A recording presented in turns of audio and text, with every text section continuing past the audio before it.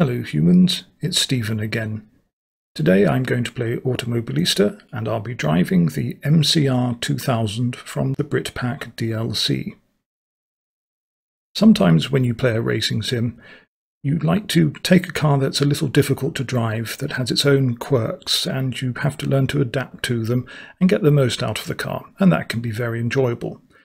Other times you simply want to get in a car that goes where you tell it to. You want to put your foot down, drive fast, and have fun. In that case, the MCR 2000 is the car for you. But first, before we go on the track, the looks. From the front, it looks very sleek, powerful, purposeful. From the side, not quite so much, but the profile is a work of art compared to the rear. Oh dear. To adapt an old insult, nice face, shame about the legs. Having said that, the car is a great deal of fun to drive. Let's see what it can do out on the track, shall we?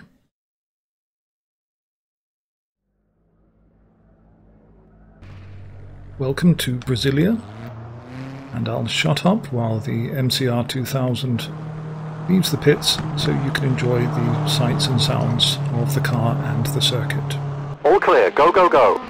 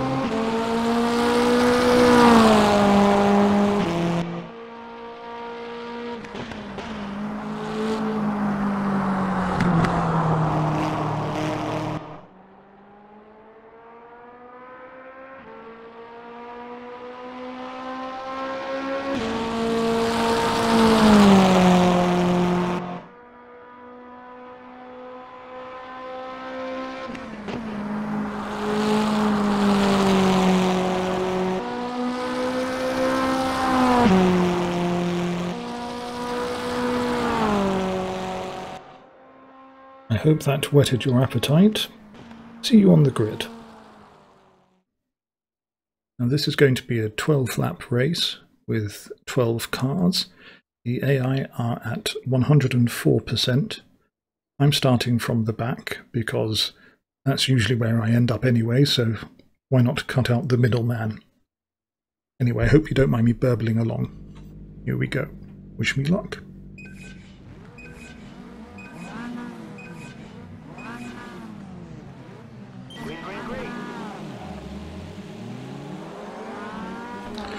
Now you may notice that the HUD looks a little different. Riser Studios are working on their own in-house head-up display at the moment. But perhaps we should leave that until it's been released.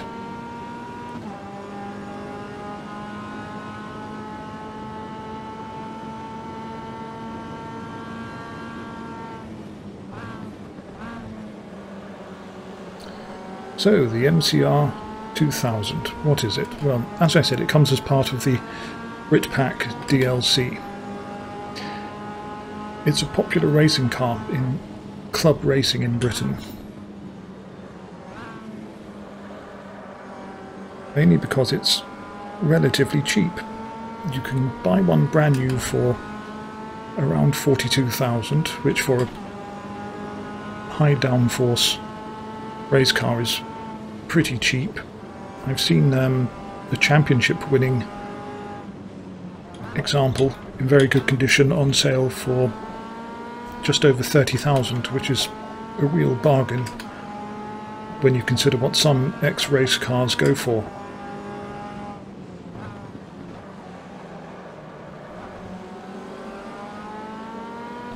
If you can hear any rattling, that's my tired old force feedback wheel, sorry about that.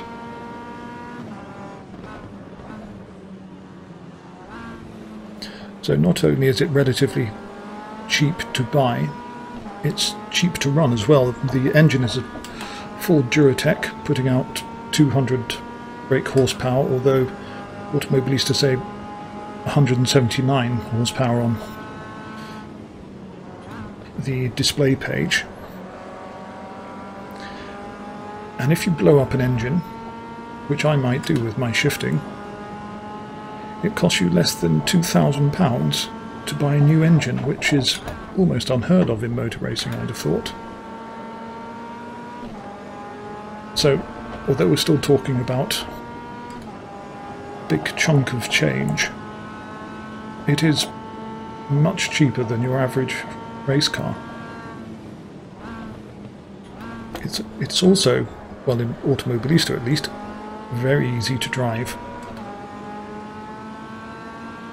It feels like it's glued to the track. Speaking of which, this has rack and pinion steering. There's no electronic cleverness going on between the steering wheel and the wheels, which means I should think in real life that every bump on the track is translated directly to the steering wheel. And Automobilista does a good job of conveying that, I think. I've been playing Assetto Corsa a fair bit recently, and I think the force feedback there does a very good job of conveying weight transfer, letting you know that the body is rolling, but it does cushion you from the road somewhat, which is why I think it's excellent for simulating road cars. Whereas with Automobilista, the force feedback is much more immediate. You can really feel the car's connection to the road. So for a car like this that has rack and pinion steering, it's perfect. And as you can see, although I'm taking reasonably tight lines and I'm going fairly fast, the car is very obedient. So as I said at the start of the video, it's great for just starting up and throwing around a racetrack and just having a lot of fun without worrying too much about if the back end is going to slip out or if it's going to understeer or oversteer. Now I have tweaked the setup a bit, but even in the default setting, it's a pleasure to drive. And what I like about it is that because it's easy to drive, because it's high downforce, and because it's quick but not excessively so, you can really push it. You find yourself taking higher gears than you would think possible, and you find yourself going deeper into corners and braking later than you'd imagine you could do. So it's one of those cars which is great for hot lapping, but also for overtaking.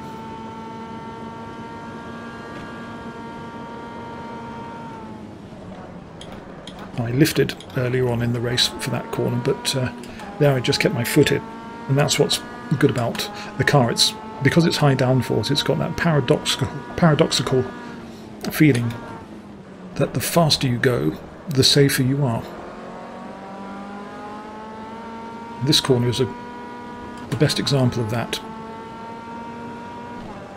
The car swings round and it's glued to the ground, and even in a slow corner like this, if you keep the speed up, the car won't slide, and it's hard to convince yourself to do it at first, but once you get used to it, you can get pretty aggressive.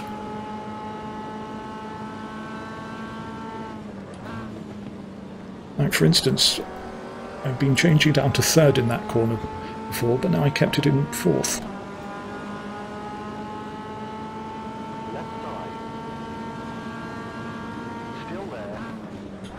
Now I'll go down to third because I'm on the inside line and also I'm a coward.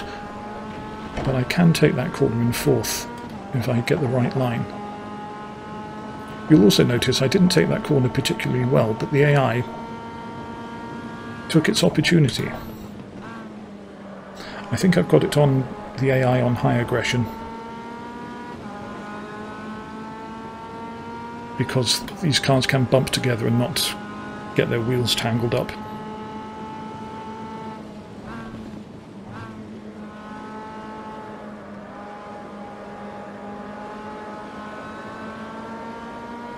This is a helpful curb. There we go, it just shoves me back onto the track. Now about the track, Brasilia. Built in 1974. Oh, it's a bit hairy. Oh, right, so built in 1974 in the city of Brasilia. It's always struggled a bit for funding and competition, because the theory is that Brazil is a huge country, which it is, and Brasilia, unfortunately, is a long way away from everywhere else. Anyway, it was opened in 1974 and named after the then president, Emilio Medici. Apologies if I've mispronounced his name, but he lost power shortly after. And the circuit was then known as Brasilia.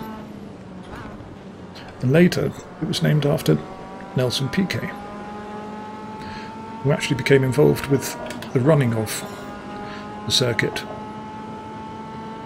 There has actually been a Formula 1 race here, believe it or not, although it was unofficial, in 1974 to celebrate the opening of the circuit, a week after the Brazilian Grand Prix at Interlagos. Emerson Fittipaldi helped organise a race with 12 Formula 1 cars, and some of the drivers involved included Jody Scheckter and James Hunt. But since then it's struggled to attract top-class competition, but it has hosted Formula 3 races, Formula Truck, and the Brazilian Stock Car Championship. And the Brazilian stock car run on the other configuration of the circuit. This is the full configuration, but there's also an exterior circuit, which is basically an oval with rounded off corners, whereas the full circuit has a sort of loop and infield inside that oval. So it's possible in Automobilista to run a very authentic round of the Brazilian Stock Car Championship using the exterior circuit.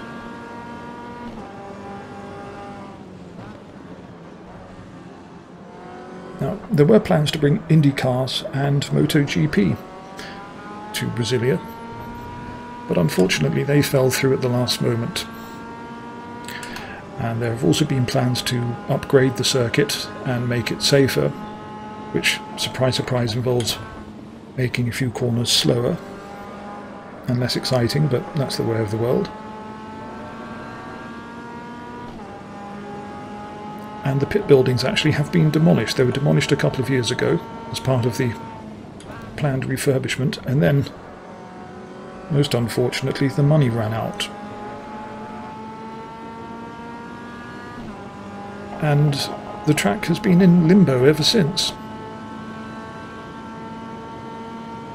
Some track alterations were started, whoops-a-daisy, but they haven't been finished.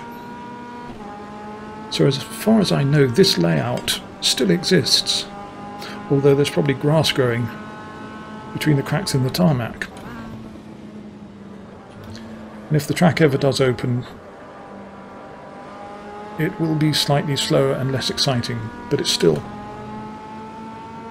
an excellent track. I think, personally, It's got a superb flow to it, although it has been compared to a go-kart track because it's quite flat and the design of it does resemble a go-kart track. But I think it would be a sporting tragedy if this circuit were to disappear like so many others have done over the years, and once it's gone you don't get it back. If you think about it, the Nürburgring Nordschleife almost disappeared, and now look at it, it's the pride of German motorsport, and indeed it's loved by motor fans all over the world.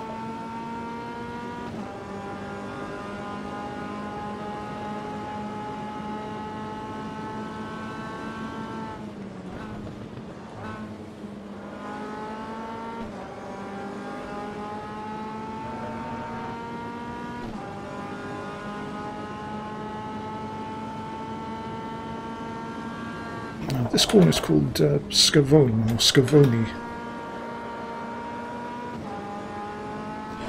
And this is the straight Giulio della Mare. Now, I was speaking about tragedies earlier on. The story of those two corners does unfortunately involve a proper tragedy, a real tragedy. In 1974, Scavoni, or Antonio Scavoni, who was a former driver and television commentator and was largely responsible for bringing Formula One to Brazil, got on a flight with Giulio della Mare, a fellow journalist, to fly to see the 1974 British Grand Prix. Unfortunately, a fire broke out on the passenger airliner, and the plane made a forced landing outside Paris. All but one of the passengers were asphyxiated by smoke, and the crew escaped with their lives through a hatch in the cockpit. And so those two corners were named after the men, which I think is a nice tribute and another reason why the circuit should be preserved.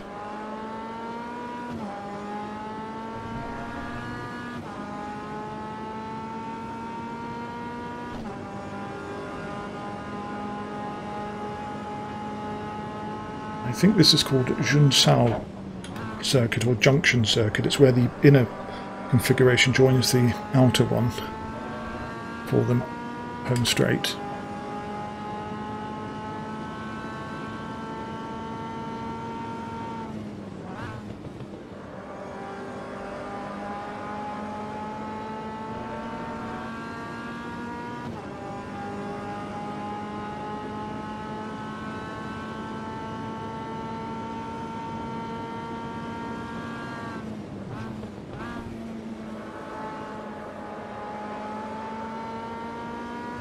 It's a circuit of late apexes. There's a nasty bump on the inside of this curve, so everyone stays to the outside. And again.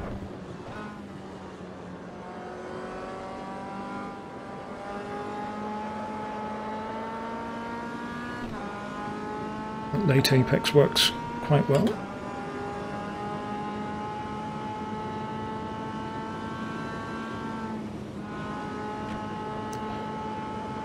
And this left-hander is Gezek corner, I think, named after a former manager of is it Matra Formula One cars who ran a team in the early 70s. This is Fittipaldi, or Paldi. I do apologise for mucking up all the names here. This is Ferradura, or Horseshoe.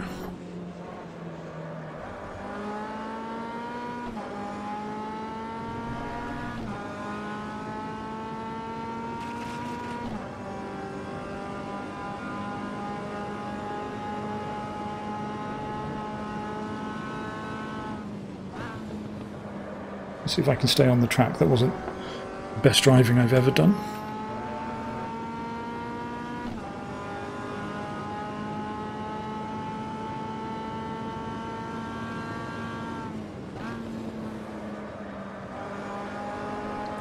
As you can see, put the foot down and the downforce just takes care of the car.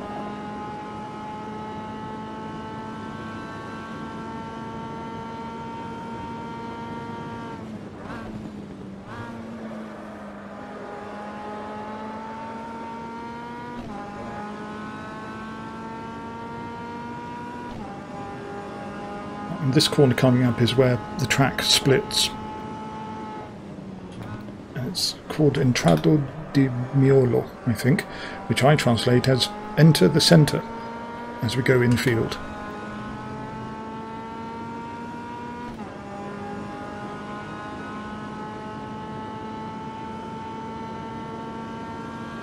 This is a frightening corner if the car doesn't have much grip.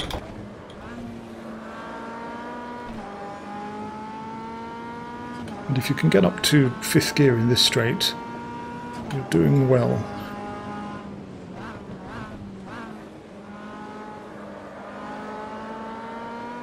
That's it, and get on the power, and the back end rotates nicely, and here we go. This is my favourite corner. The landscape really just swings around you as you keep going. And if you keep the speed up there, again the downforce does its job. Now this corner here, if the circuit is ever opened again, will have been turned into a 90-degree right-hander to slow it down, which is a shame, but there we are. I'm using a low field of view again. Please let me know if you prefer to see the steering wheel and the driver's hands or not. And although you can see parts of the mirror, they're not much use really. And if I were in a multi-class race, I'd probably use a larger field of view so as to see what was going on.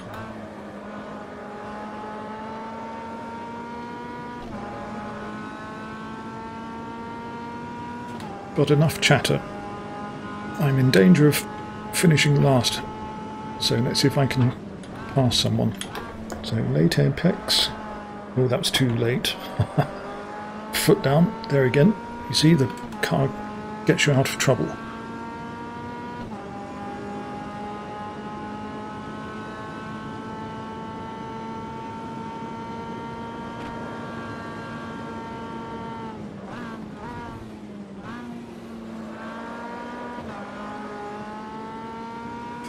So you can drive like a complete hooligan with this.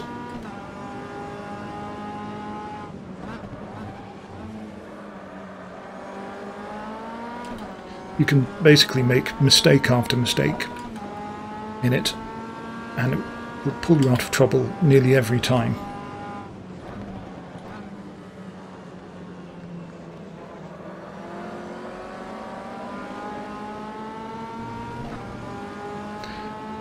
Now, as you can see, it's like looking at a cat's cradle. It really is not the most attractive car ever made, but it's lovable because it's fantastic to drive. Now the AI, is it going to have a look at me? No.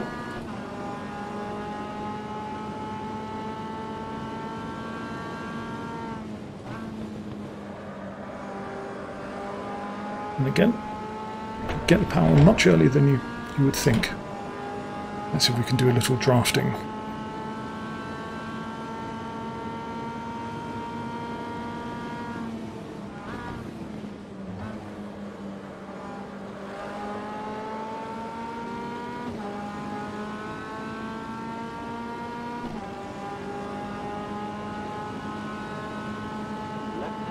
That's the bump in the road I mentioned. Now let's see if we can get a good exit. Foot down, flat out. Right up on the curve. Not to be recommended. Those curves, I think, have also been altered a little. They can be very helpful, but if you hit them at the wrong angle, they'll launch the car into the air. Right, lap 11. And I think we might have made the top 10. Oh, that was late braking. But again, as I said, you just make mistake after mistake in this, and it lets you think you're a fantastic driver because it just refuses to let you down. Again, the curb helps out nicely there.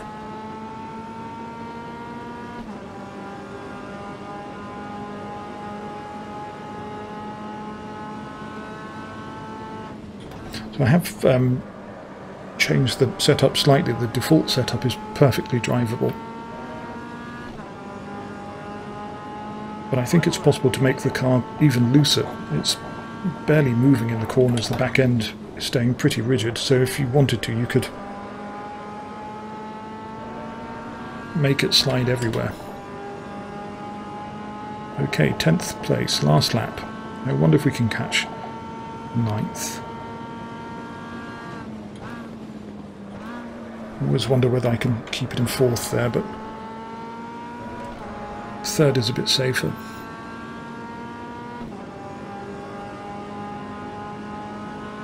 And the car just urges you to drive deep into the corner and then keep the speed up.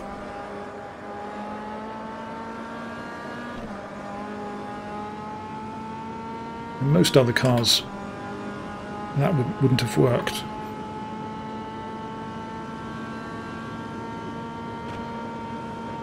I forgot to mention, of course, this car is popular in Brazil as well, which is why Automobilista modelled it. And I think it's won the 12 Hours of Taruma, which is an endurance race, so it's safe and reliable.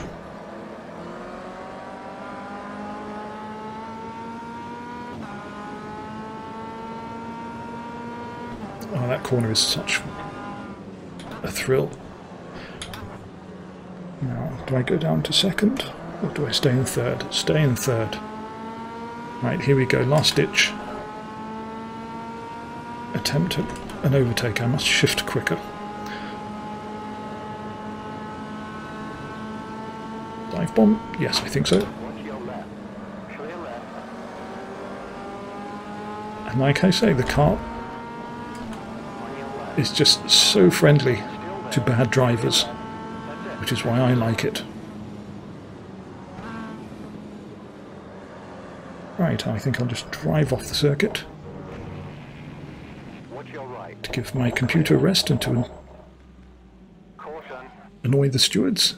It just remains to say I hope you enjoyed that. If so, please let me know, and if you didn't, equally, let me know. So thank you and goodbye.